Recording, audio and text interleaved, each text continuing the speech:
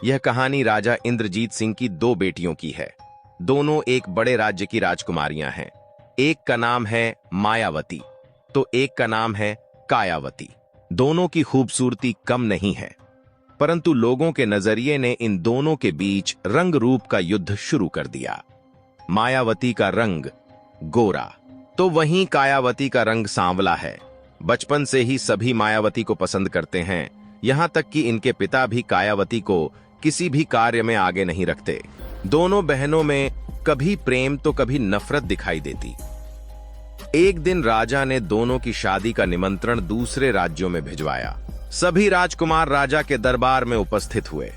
दोनों बहनों को वहां लाया गया और अपना वर पसंद करने को कहा गया। कायावती को एक राजकुमार बहुत पसंद आया, वहीं मायावती को भी वही राजकुमार पसंद आया। अब ये दुविधा हो गई कि किसकी शादी राजकुमार से होगी। राजा ने यह अधिकार राजकुमार को दे दिया। राजकुमार ने मायावती को पसंद किया। उनकी सगाई के लिए राजा ने इंतजाम किया, परंतु राजकुमार भी बड़े राज्य का इकलौता हकदार था, तो उसने यह प्रस्ताव रखा कि उसके पूरे राज्य को लाया जाए, तब वह सगाई करेगा। राजा ने वह शुभ कार्य 2 दिन बाद का रखा। उसके पूरे राज्य को भवन में एकत्रित किया गया और सगाई का समारोह शुरू हुआ। वहीं कायावती बहुत उदास थी। उसे बहन से ईर्ष्या तो नहीं, परंतु यह बुरा लगा कि कोई उसे पसंद नहीं करता है। सभी सगाई के कार्य में मग्न हो गए, परंतु किसी ने भी कायावती पर ध्यान देना जरूरी ही नहीं समझा। सगाई का कार्यक्रम चल रहा था तो मायावती को याद आया कि कायावती वहां नहीं है। मायावती उसे यह दिखाना चाहती थी कि वह कितनी सुंदर लग रही है और उसकी सगाई उसी राजकुमार से हो रही है जिसे कायावती ने पसंद किया था। कुछ दिनों के बाद ही शादी की तैयारियां शुरू हो गईं और कायावती इसी शौक में डूबी जा रही थी कि आखिर उसे कौन पसंद करेगा। शादी का दिन आया और मायावती की शादी कर दी गई, परंतु कायावती तब भी शादी ने नहीं आई। राजा के साथ डोली में बैठकर मायावती अपने राज्य चली गई। अब कायावती बिल्कुल अकेली रह गई। उसे लगा शायद अब किसी को वह सुंदर लगे, परंतु उसने देखा कि उसके पिता बहुत ही क्रोध में आए और उसका हाथ पकड़कर उसे महल से बाहर फेंक दिया। कायावती ने जब उनसे कारण पूछा तो उन्होंने बताया कि वह अपनी बहन की शादी से जलती है, तभी वहां उपस्थित नहीं हुई, तो उसे राज्य में रहने का कोई अधिकार नहीं है। कायावती एक जंगल में पहुंच गई। उसकी हालत बहुत खराब हो चुकी थी, कपड़े फट चुके थे। उसे एक महिला एक छोटी सी झोपड़ी में खाना बनाती दिखाई दी, तो उसने आवाज लगाई, क्या मैं यहां रह सकती हूं? महिला ने उसे अपने पास रहने की अनुमति दे दी। अब वह प्रतिदिन खाना बनाती और जंगल से लकड़ियां तोड़कर लाती। उसका जीवन गोरे काले ऐसी छोटी सोच वाले लोगों से काफी दूर हो गया था। एक दिन वह लकड़ियां लेकर वापस आई तो उसने एक राजकुमार को देखा जिसकी हालत उसके जैसी ही थी। बड़ी बड़ी दाढ़ी, मूंछ और फट्टे पुराने कपड़ों में वह एक घोड़े पर सवार होकर आया। राजा ने उससे मदद मांगी।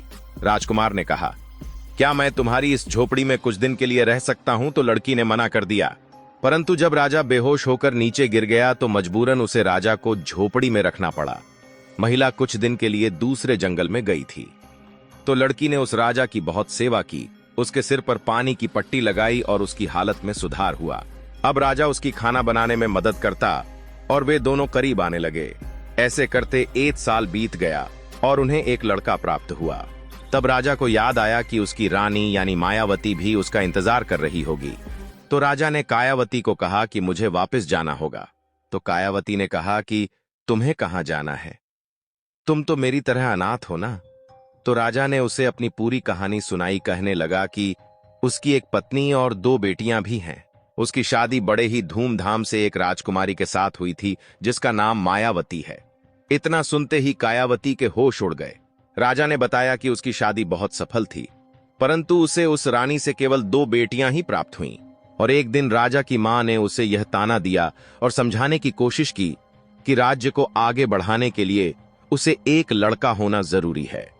सभी राज्य के लोग, महल के लोग, यहां तक कि बड़ी महारानी भी उसे यह ताना देने लगे थे।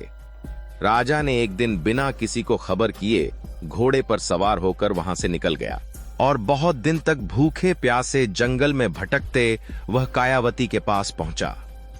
कायावती ने भी राजा को बताया कि वह उसी मायावती की बहन है। राजा ने आगे सुनने से पहले ही घोड़े को तैयार कर महल के लिए अलविदा कह दिया। जब राजा महल पहुंचा तो उसका पूरी जनता ने स्वागत किया और महल हो सजा दिया गया। रानी मायावती और उसकी दोनों बेटियां बहुत प्रसन्न हुईं। ऐसे ही दिन बीतते गए और 6 महीने बीत गए। कायावती अकेली रह गई। उसने निर्णय किया कि वह भी अब गौर राज्य में जाएगी और अपने बेटे को उसका हक दिलवाएगी। जैसे ही कायावती अपने बेटे को लेकर वहां पहुंची तो सभी लोग हैरान रह गए। राजा ने कायावती को गले से लगा लिया। मायावती की आंखें फटी रह गईं। राजा ने सबको पूरी घटना के बारे में बताया। बड़ी महारानी अपने कूल पुत्र को देखकर बड़ी खुश हुई। उसे कायावती से कोई लेना देना नहीं था। मायावती का जोर न चला। वह अंदर ही अंदर बदले की आग में जल रही थी। उसने कायावती को मारने का निश्चय किया। राजा कायावती को पूरी इज्जत देने लगे, अपने साथ खाना खिलाते और मायावती को परोसने को कहते। ऐसे ही काफी दिन निकल गए। मायावती ने एक दिन बड़ी महारानी को बुलाया और सब बताया और कहा कि कैसे भी करके कायावती को इस महल से बाहर निकल दें, वरना वो उसे नहीं छोड़ेगी। बातों ही बातों में राजा ने कायावती से जंगल में रहने का कारण पूछा तो कायावती ने सब सच बता दिया कि कैसे मायावती ने उसे उस महल से बाहर निकलवा दिया था। राजा को बहुत क्रोध आया, परंतु राजा ने इस बात को राज ही रहने दिया। बड़ी महारानी ने राजा को सब बता दिया कि कैसे मायावती अपनी ही बहन को मारना चाहती है। राजा ने यकीन नहीं किया। कुछ दिन बाद जब मायावती खाना परोस रही थी तो उसने पहले कायावती को खाना परोस दिया। राजा हमेशा खाना खुद खाकर फिर कायावती को देता था, तो राजा ने खाने की एक चम्मच ली और खाने लगे। कायावती ने कहा कि इसमें कुछ है, इसे मत खाइए, परंतु राजा माने नहीं। कायावती ने वह खाना खुद छीनकर खा लिया और बेहोश हो गई। राजा ने वैद्य को बुलाया और रानी ठीक हो गई। राजा ने मायावती को कुछ नहीं कहा। मायावती यह सोचकर हैरान थी कि राजा ने उसे कुछ क्यों नहीं कहा। राजा ने 2 दिन बाद सभा बुलाई, राज्य को एकत्रित किया और दोनों रानियों को वहीं बुलाया और सभी के सामने मायावती को महल के दरवाजे से बाहर फेंक दिया। तब मायावती को एहसास हुआ कि कायावती के साथ उसने यही किया था और राजा कायावती के साथ खुशी खुशी रहने लगा। राजा को अपनी गलती का एहसास हुआ कि उसने सिर्फ बाहरी सुंदरता की वजह से भीतरी सुंदरता को देखना सही नहीं समझा। तो आज की इस वीडियो का उद्देश्य यही बताना है कि सुंदरता सिर्फ चेहरे से नहीं बल्कि हृदय से दिखाई देती है। अगर वीडियो पसंद आई हो तो लाइक और सब्सक्राइब जरूर करना।